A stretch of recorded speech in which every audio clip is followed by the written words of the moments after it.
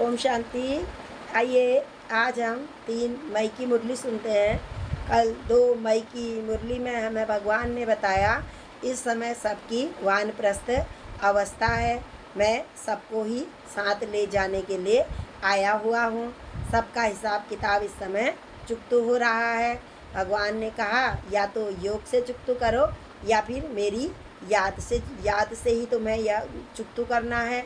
और बाबा ने कहा अपार खुशी में रहने के लिए बाबा ने कहा बेघर होकर के रहो। मेरा तो कुछ भी नहीं है, जो भी है सब कुछ मेरे परमपिता परमात्मा का है। बाबा ने बताया कि पढ़ाई से पद्मों में तुम्हारी कदमों में भी भगवान ने कहा पद्मों की कमाई है। इसलिए तुम्हें अब यह पढ़ाई को बिल्कुल भी छोड़ना नहीं है। पढ़ाई कभी भी मिस नहीं करनी है। पढ़ाई आखिरी तक पढ़नी है। बाबा ने कहा दैवी गुण धारण करने हैं। बाबा ने कहा इस समय हाथ में हाथ परमात्मा का साथ और हाथ में हाथ हमेशा यह अनुभव करो, सहयोग का अनुभव करो।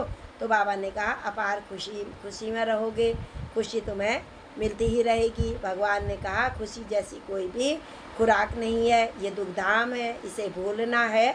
और बाबा ने कहा अब अपने शांति धाम और सुख धाम को हमें याद करना है।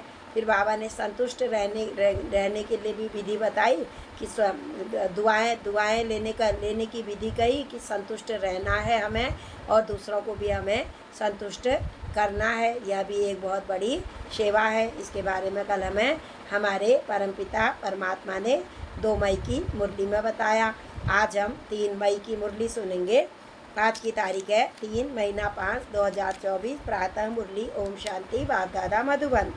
मीठे बच्चे, इस दुखधाम को जीते जी तलाक दो, क्योंकि तुम्हें सुखधाम में जाना है। भगवान ने कहा तलाक दे करके फिर हम उसकी ओर देखते भी नहीं हैं।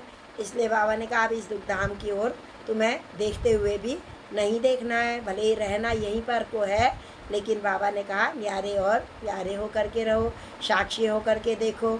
तो बाबा कहते हैं दुखधाम को तलाक दो और सत्य की दुनिया को याद करो जहाँ हमको जाना है। प्रश्न है, बाप बच्चों को कौन सी एक छोटी सी मेहनत देते हैं? भगवान हमें छोटी सी एक मेहनत करवाते हैं और वह क्यों करवाते हैं?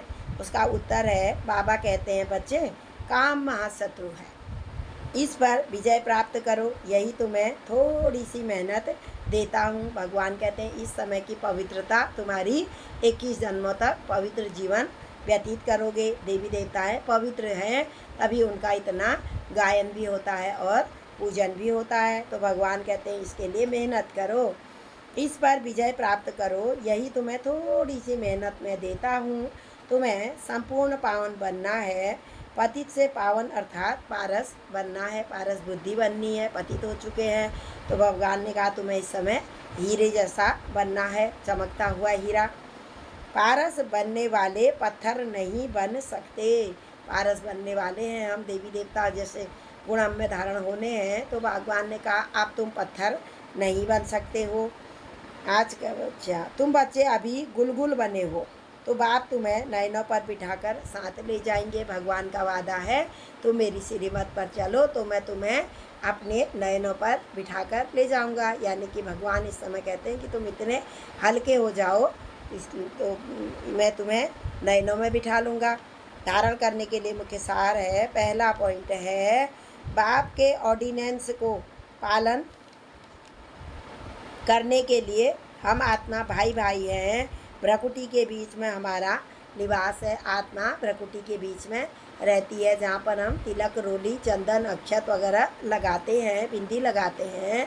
तो बाबा ने कहा उसके लिए हमें बाबा ने जो ऑर्डिनेंस निकाला हुआ है, आदेश निकाला हुआ है, तो उसके लिए आत्मा भाई हैं और प्रकृति के बीच में हमारा निवास स्थान है। हम बेहद बाप के बच्चे हैं। हमारा यह ईश्वरीय परिवार है। भगवान ने इस समय हमारा भी यह ईश्वरीय परिवार बनाया हुआ है। इसी स्मृति में रहना है। देही अभिमानी बनने की आदत डालनी है। मैं आत्मा हूँ, यह देह नहीं हूँ। मैं यह देह शरीर मेरा अलग है और मैं आत्मा अलग हूँ। बाबा ने कहा इसका अभ्यास आदत डालनी है।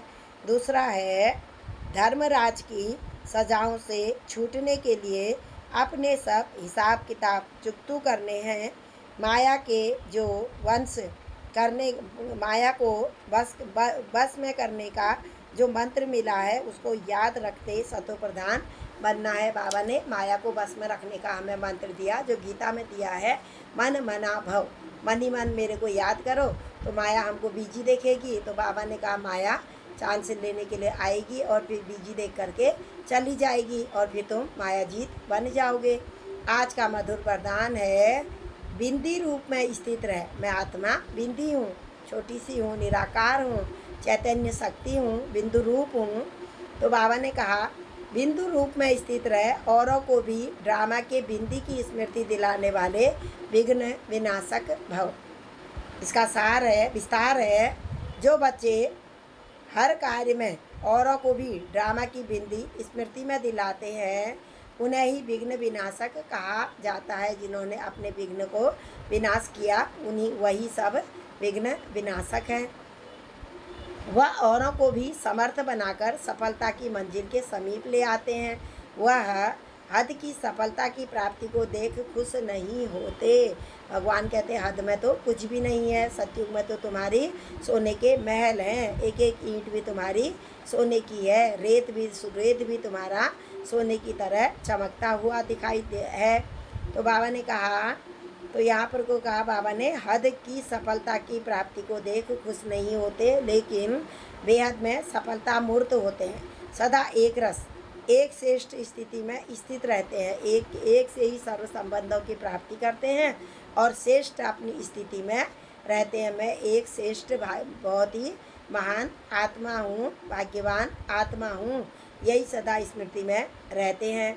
वह अपनी सफलता स्वस्थिति से असफलता को भी परिवर्तन कर देते हैं। आज का स्लोगन है, दुआएं लो दुआएं दो तो बहुत जल्दी मायाजीत बन जाएंगे। मायाजीत बनने की विधि बताई बाबा ने, दुआएं दो और दुआएं लो। हर एक आत्मा को दुआ दो और शुभ भावना और शुभकामना दो और हर एक आत्माओं से दुआएं लो तो जल्दी ही मायाजीत बन जाएंगे। अच्छा, ओम शांति, ओम शांति, ओम शांति।